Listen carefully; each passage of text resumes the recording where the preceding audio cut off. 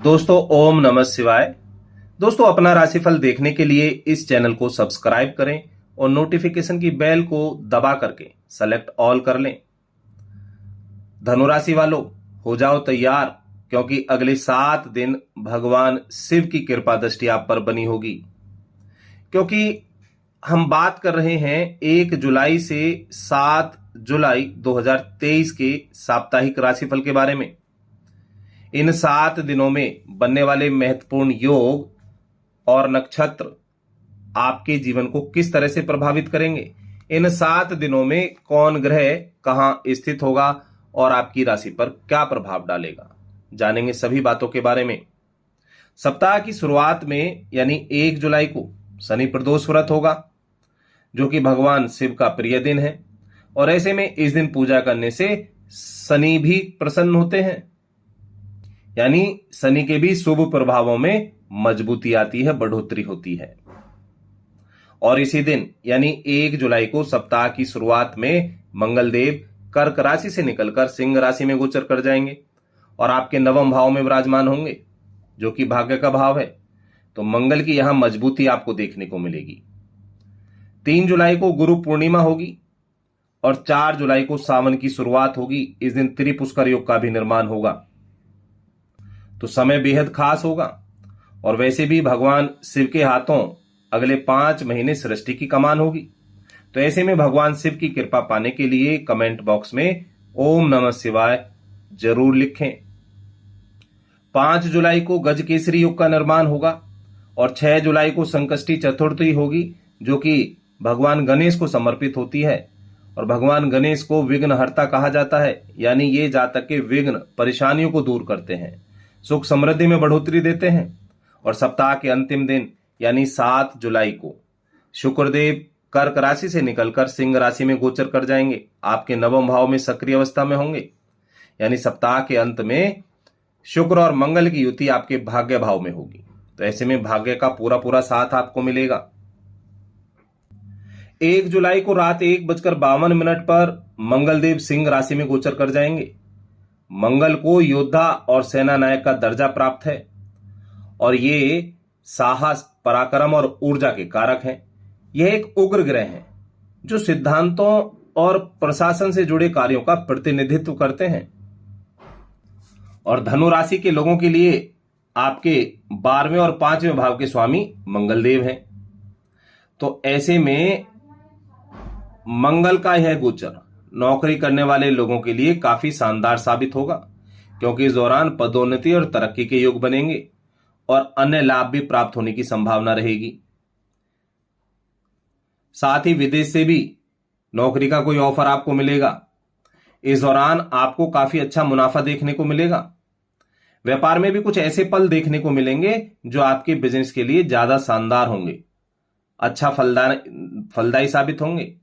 इस दौरान आप अच्छा लाभ कमाने में भी सक्षम होंगे। हालांकि धनु राशि के व्यापारी लोगों से अपनी काबिलियत साबित करने के साथ साथ प्रतिद्वंदियों से टक्कर लेने की भी अपार क्षमता आपके अंदर मौजूद हो सकती है। यानी मंगल की यह स्थिति आपके लिए लाभ देने वाली होगी और हर कदम पर भाग्य का साथ मिलेगा। रिश्तों में मिठास आएगी, आपसी रिश्ते भी अच्छे होंगे। और 9वें भाव में बैठे मंगल की दृष्टि आपके 12वें, तीसरे और चौथे भाव पर होगी। तो ऐसे में धन लाभ तो होगा ही होगा, लेकिन खर्चे भी बढ़ेंगे, साथ ही संपत्ति से भी लाभ होने की संभावना बढ़ेगी। तो समय काफी अच्छा साबित होगा।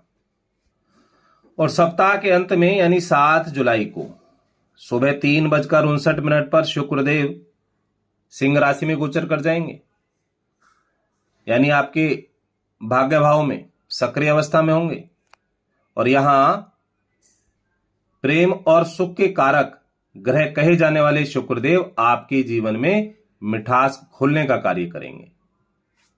शुक्रदेव आपके 6ठे और 11वें भाव के स्वामी हैं, तो ऐसे में कुछ उतार चढ़ाव भी आपके जीवन में लाएंगे।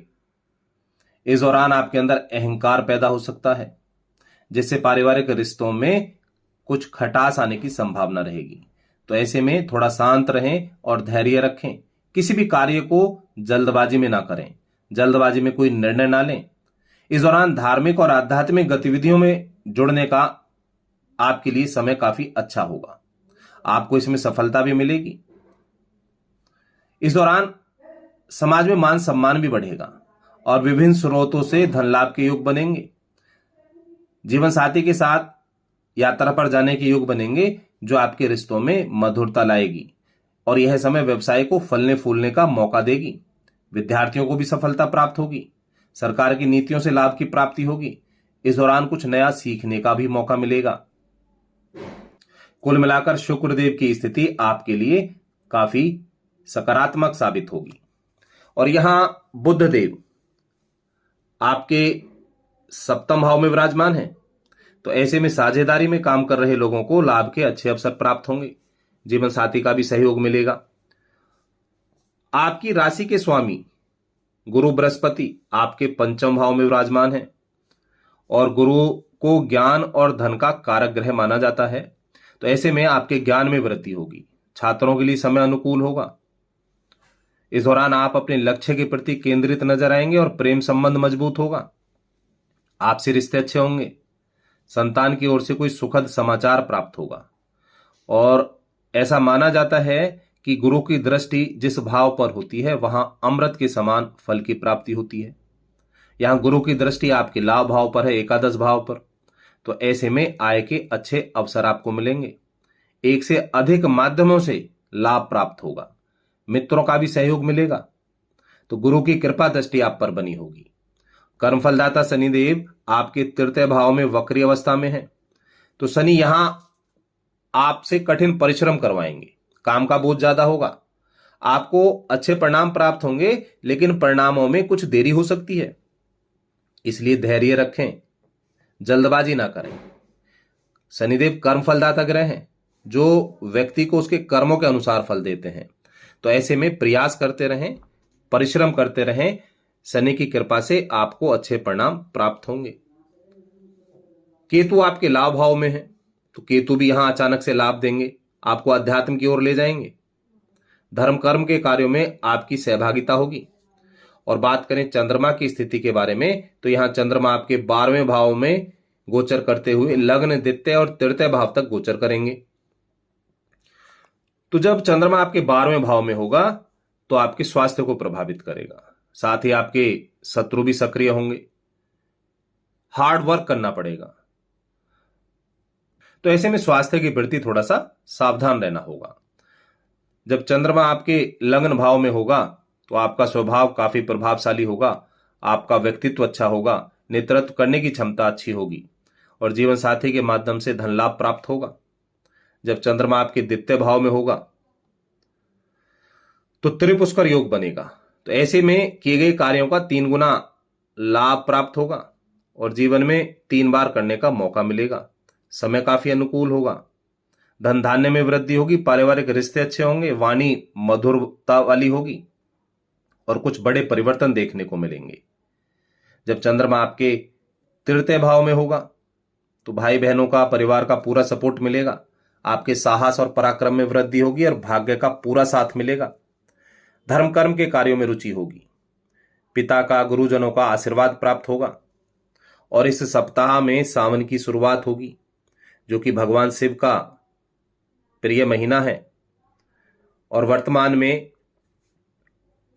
भगवान विष्णु योग निद्रा में है, और जब भगवान विष्णु योग निद्रा में जाते हैं तो सृष्टि की कमान भगवान शिव के हाथों में सौंप देते हैं।